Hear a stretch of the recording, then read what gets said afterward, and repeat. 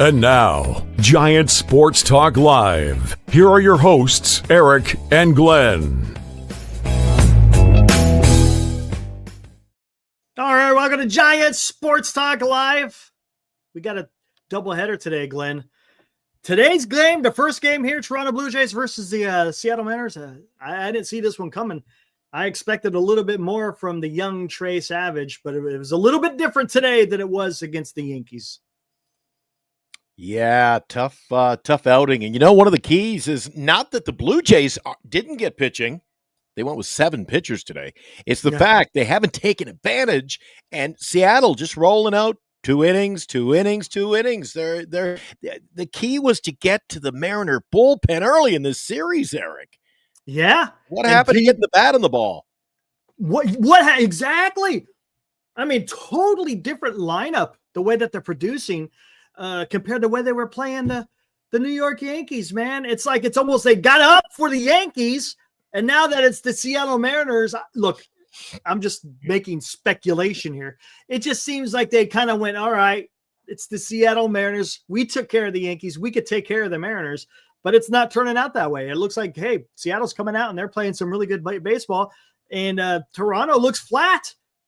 And we thought it was going to be the exact opposite with Seattle having that epic game, and it's not turning out the way that I thought. Yeah, if you take Lucas out of Lucas was the guy who got smacked on the knee last night. Didn't even know if he'd go today, Eric. Right. He went 3 for 4 in the ball game. The rest of the lineup, 3 hits. So that just doesn't get it done. You deserve to lose, man. Gosh, I know. Home field can't get the bat on the ball. And let's talk about we talked about this before during the wild card. Who's going to be the guy that's going to step up? And right now, it looks like Jorge Polanco for the Seattle Mariners. That guy always throughout this postseason, he's the guy that's coming up and getting the big hit. Today was a 3-run bomb that made it 6-3. And my gosh, dude, it's just Seattle Mariners are doing exactly what I thought the Toronto Blue Jays were going to do.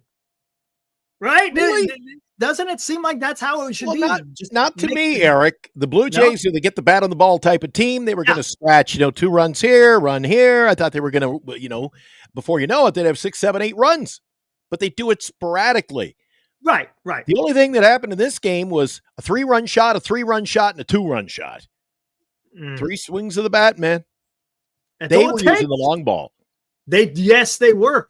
Now, remember, Toronto used the long ball against New York in Toronto. Remember, what did they had like 4 home runs or something like that? And it's strange, man. I don't quite understand it. So it's also interesting stats. They said Josh Naylor was the first Canadian-born MLB player to hit a home run in Canada on an opposing team. Well, there you go. Yeah. I'm telling you. He'll get another shot, Eric. He'll get another shot because I think the series goes back to Toronto. Yeah, I think it goes back to Toronto. Yeah, right? I think it does. It's definitely not going to be 5-1. Somebody in the chat already said a sweep. Come on. I don't think so. Oh, I don't think it's going to be a sweep. I wouldn't say. Who's saying it's a sweep? Oh, I don't see that happening. I mean, it could, but. See, senior knows baseball, but to make a guy. The Mariners have superior pitching in this matchup. They do have better pitching. I don't think that's like Buster Posey saying the Giants players are all superstars. It's not superior. It's not superior. The Jays bats haven't come to life yet. I wouldn't say it's superior, Eric. Well, for right now, I think Seattle does have a better pitching staff going because who's Toronto going to throw for Game 3? Honestly, I don't even know. After it goes to Gosman and Trey Savage, who's going to be the next guy? Is Bieber and Kirby in the next game? That's right. Beebe. Okay. So Beebe, I forgot they picked him up in the trade deadline. Bieber. Yeah. They picked him up in the trade deadline. I forgot about that. Yeah. So you got Bieber going in the next game. And then, of course, then you'll have it's been a week. They'll go back to their ace again. Yep.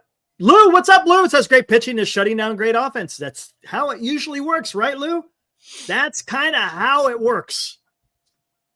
When you got good pitching, it's going to be good hitting every damn time. And it's amazing. I did not see this from Seattle for the simple reason because of how much they had to go to their bullpen in that last game against Detroit Tigers. They had to go to starters. I mean, it looked like it was going to be a damn mess. And somehow, some way, Seattle has been able to piece it together. You said it off the top of the show, Glenn. 3 innings out of Gilbert, and then the relievers came in, and it was 2. And the Toronto Blue Jays couldn't take advantage. Look, Toronto Blue Jays, to your point, they're a team that makes contact. How many strikeouts did they have? They didn't have very many strikeouts. Yeah, they only struck out 5 times. They drew 5 walks, and they were only able to score 3 runs. Yeah, well, we're playing Game 6, Eric. We'll see. We'll revisit that if they have superior pitching when this thing is elongated. This series. And here's the thing. Well, I guess you could say in as far as allowing earned runs, the freaking Seattle Mariners struck out 14 times, man. So it wasn't like Toronto wasn't taking care of business. It's just when you allow walks and then you give up the big hit, that things go sideways.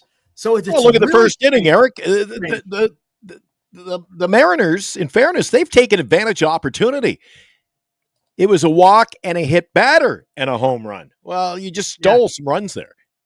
Yeah. The thing is, you throw, and this happened yesterday, you throw a hanging splitter or changeup, whatever you want to call it. Good teams are not going to miss it. And right now, Seattle is not missing those hanging changeups. And speaking of pitching, Eric, they go with a bullpen game. Milwaukee today, they have not given up a hit early in the game. It's through 3 Let me bring that one up. 3 at-bats for the Dodgers. So they're in the bottom of the 3rd. Ashby started. Priester is in. He's pitched a couple of innings. And they have pitched no-hit baseball early. Just early. I mean, maybe they have superior pitching too, Eric. So we'll have to wait and see. You never know. You never know, man. You see, hey, every time we watch a game, you just never know. It's another no-hitter. Hey, something else I've noticed today when I was looking over the stats and taking some notes for the shows. Milwaukee. I like the Dodgers' chances. I think they just have such a solid lineup, but Churio's batting 270, Yelich 264, Contreras 260, Turang 288, Frelick 288. See a pattern here, Eric? Yeah, they hit that's what Toronto. Remember, Toronto had some pretty decent averages as well. This is very odd in the way that's going, but it's playoff baseball. Gosh dang it. I don't want to keep beating a dead horse, but if you get hot at the right time, it's going to take you a long way. And if you start slumping, and looks, a lot of times when teams go in a slump, it could be a week or two. When you're in the postseason, you ain't got a week or two. You got to figure it out like post haste. Otherwise, you're going to be on the outside looking in, and next thing you know, the other team's going to advance, and you're going home. Man, dude, I tell you. Yeah. Well, the Blue Jays have some good pitching, Eric. We just haven't seen, things fall into place with the bats yet.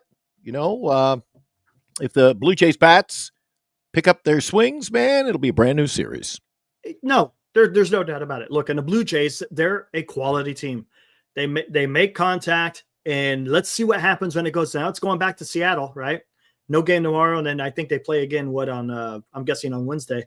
Do you like what they've done with the playoffs now? So they're up 2 games to none, and you go back for 3 on your own field. You're back on your own turf for 3. That's normal. That's normal for the CS where it's 2-3-2. I like that. I like the 2-3-2.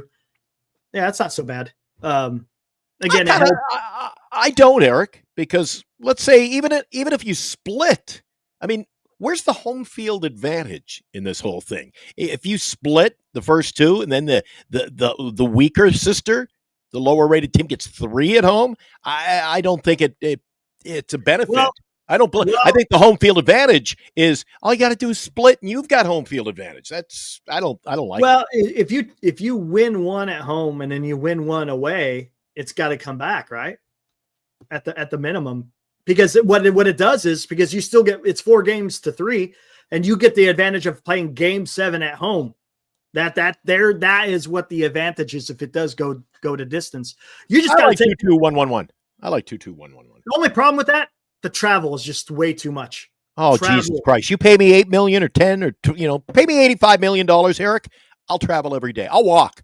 A lot. Yeah, I think a lot of it probably, of course, has to do with TV as well, because you have a day off, you travel, play a game, have a day off, travel, then play a game. That's just not. Wow. There's a lot of things we can talk not for about. baseball. Dude, I don't like what the commissioner's done to this game anyway. So it's just Oh, wow, yeah, we can all agree on that. another thing. The sooner he's gone, the better I think it's going to be. So what are you expecting tonight? You got the bullpen game. Snell, he's given up a hit, but it's pretty quiet so far. He's got a couple of Ks, no score, bottom of the third. What do you project? Yeah, I don't know, man. I'm rooting for the Brewers, but how is it going to pan out? I don't know. Matter of fact, that hit just came a bit ago. Caleb Durbin. Matter of fact, Durbin has been having a great postseason. Guys stealing bases, getting base hits. So I like what Durbin's been doing. So He's on with one out. Yep. I don't know. Eric is going to root for the home team. Oh, I can't root for the damn Dodgers. Goodness gracious, I can't do that. But that being said, the Brewers got a good team, and I think that they'll give the Dodgers a pretty good fight. It's not out of the realm of possibility that the Brewers can go out there and take care of business. Now, if they got to go execute, it's just like how I felt with the Toronto Blue Jays and the Seattle Mariners. I thought the Blue Jays would be a little bit better than the Seattle Mariners, but right now, just not looking that way. Yeah. Well, it'll be interesting to see how these two series shape up, Eric. I think it's still going to be the Blue Jays, Dodgers, and the Blue Jays have a better shot at beating the Dodgers with their bats. I think so. We'll see. We'll have to see. Right now, they ain't doing nothing against Seattle. They better wake the hell up. Look, it's 2-0. There's no time for lollygagging. You got to go out there and I'm not going to say they're at must-win games, but man, you're going to go out there and they're going to have to win. Dude, they got to win 2 out of 3 to bring it back. That's the problem. I know. Right. They put themselves in this position, and they're going to have to extricate themselves. By the way, hey, for you a little bit later, and hopefully you're still going on after I'm done over there with Marty. News today out of San Diego. Did you see who announced his retirement? Yes, I did. He's retiring, so he's not coming home to roost in San Francisco. Oh, my goodness. Mike Schultz has decided to hang him up. So now we have a divisional rival other than the Colorado Rockies that needs a new manager. Could this play a factor? I mean, this is something you and Lou can talk about, and hopefully you're still going when I'm come back. Is this throw a monkey wrench in what the Giants are trying to do? Is it going to lure a potential candidate to San Diego? Because right now San Diego's is better than the San Francisco Giants. So something is going to be interesting. Well, Monday is come and gone. Happy Thanksgiving, by the way, to all my Canadian friends. Oh, there you go. And here we are, another day. I haven't heard anything about hiring a manager yet, so let's Nothing. put it in a fourth gear, Eric. Let's get this done. Like you say, you got other teams now are going to be sticking their finger into this mess, right? And if you notice, there's still managerial positions that are still open. So it's not like it's not standalone Giants problem. The Braves, the Baltimore Orioles, the Colorado Rockies, now the San Diego Padres, San Francisco Giants. I think there's some others out there that still need managerial. You know what, Eric? Giants being Giants, Nick Hundley signs a big long-term contract with the Padres. Hey, have at it. Have at it. Wouldn't bother me. I was looking over the notes today and stats, and I mean, I'm not really going to look at wins and losses, but if you've got, if you hire a manager's 500 record in his managerial career, maybe he's been with a bad team, Eric, who knows? I'm leaning toward the Baltimore hire. Brandon Hyde? Yeah. Think so? Maybe. I think he's better. Might be the best choice. He did it. He did help the team or help lead the team in a 100-win season. What was it? Not last year before last. 2 years ago, I believe. It'd be interesting. Yeah, exactly, Senior. That's my thought process. I'm not high on Hundley. I just want if and I'll talk about this real quick. If Buster Posey is talking about win now, if you want to win now, you got to go get a manager who can win now. You can't sit there and do this. Well, let's see what this guy can do. Because that's exactly opposite of let's win now. If it wasn't win now, I think it'd be fun to hire Kurt Suzuki. Right. That's what I'm saying. Even Nick Hundley, if it's Couple of young guys, you're not really in it, so to speak. But if that's what Buster Posey's intention is doing, well, then it does. For me, it just doesn't make sense. Well, 3 valuable lessons in the show tonight, Eric. People have learned that Lou and I will be in to do the show tonight. You might join us in progress. We've also learned that you're going to root for the home team. You're cheering on the Milwaukee Brewers. Yes, sir. And they just got to hire me, run the team, be done with it. Hey, there you go. Woo! I'll see you in the postgame tonight after the Dodgers beat the Milwaukee Brewers, guys. Lou Marston and I will be in, and we'll pop in right after the game. No lollygagging. I caught that. All right, go Brew Crew. Woo! Wave up for Euchre, man. Wave up for Euchre.